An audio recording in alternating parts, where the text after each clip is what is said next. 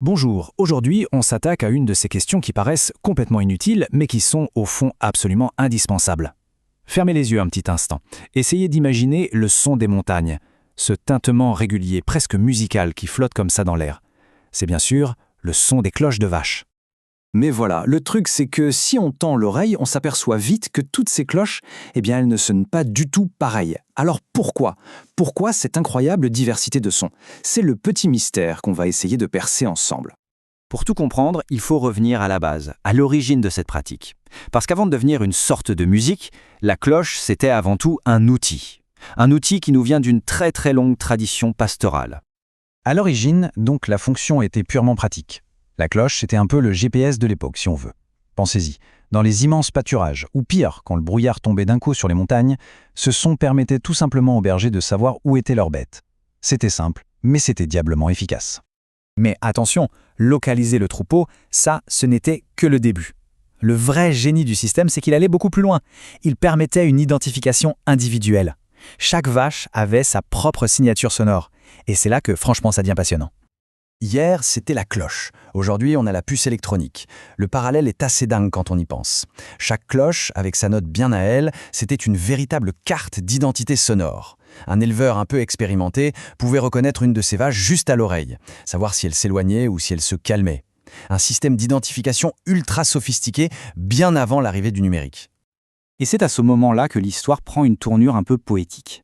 Parce que de cet outil très concret, très pratique, les éleveurs ont, peut-être sans s'en rendre compte au début, créé une forme d'art, une véritable musique des alpages. Imaginez un peu le tableau. Avec ce mélange de toutes les tonalités différentes et le mouvement permanent des animaux, les troupeaux devenaient de vrais orchestres d'improvisation. Un paysage sonore vivant qui changeait tout le temps. Et ne croyez pas que cette harmonie était toujours le fruit du hasard. Oh que non! Certains éleveurs, de vrais chefs d'orchestre, choisissaient volontairement des cloches avec des sons qui s'accordaient bien ensemble. L'idée était claire, créer un ensemble cohérent, une sorte de mélodie collective qui deviendrait la bande-son de leur quotidien. D'accord, mais alors comment est-ce qu'on obtient des sons si uniques, si variés ? Pour le savoir, il faut se pencher sur le secret de leur fabrication. Et là, on entre dans un monde d'artisanat, un savoir-faire transmis de génération en génération. Le maître du son, le voici, c'est le fondeur de cloches. Oubliez la production à la chaîne, en usine, ici, chaque pièce est forgée à la main, ce qui garantit qu'il n'y en a pas deux qui soient parfaitement identiques. C'est un savoir-faire ancestral, un vrai travail d'artiste. La signature sonore de chaque cloche, en fait, c'est le résultat d'une alchimie très précise. Tout commence avec la forme, bien sûr. Mais l'épaisseur du métal, ça aussi, ça joue un rôle énorme sur la vibration.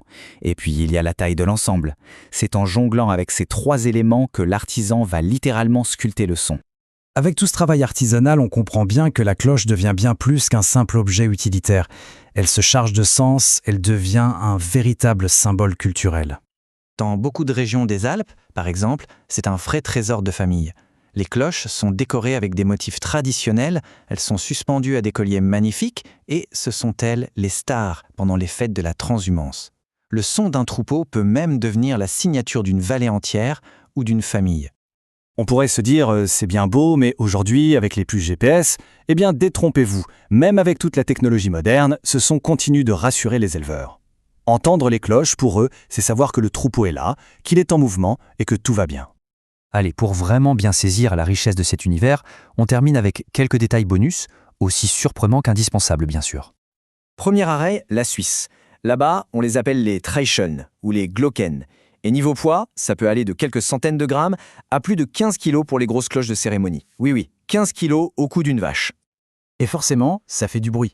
Une cloche peut monter jusqu'à 100 décibels quand on est juste à côté. C'est tellement fort que ça a même créé des polémiques en Suisse, avec des habitants qui se plaignaient du bruit la nuit. Un petit détail adorable pour la route, des études ont montré que les vaches elles-mêmes reconnaissent le son de leur propre cloche. Ça les aide à se retrouver, à se regrouper. En fait, elles font partie de l'orchestre et elles le savent. Et cette musique naturelle, elle n'est pas restée dans les montagnes. Elle a inspiré des compositeurs contemporains qui ont carrément intégré des enregistrements de troupeaux dans leurs morceaux comme une matière musicale à part entière. Alors pour conclure, la prochaine fois qu'on entendra ce tintement dans les alpages, peut-être qu'il faudra y prêter une oreille un peu différente, ne pas le voir comme un simple bruit de fond. Après tout, ce son qui a traversé les âges, qui est passé d'outil à symbole puis à musique, n'est-il pas une des plus anciennes formes de musique vivante ?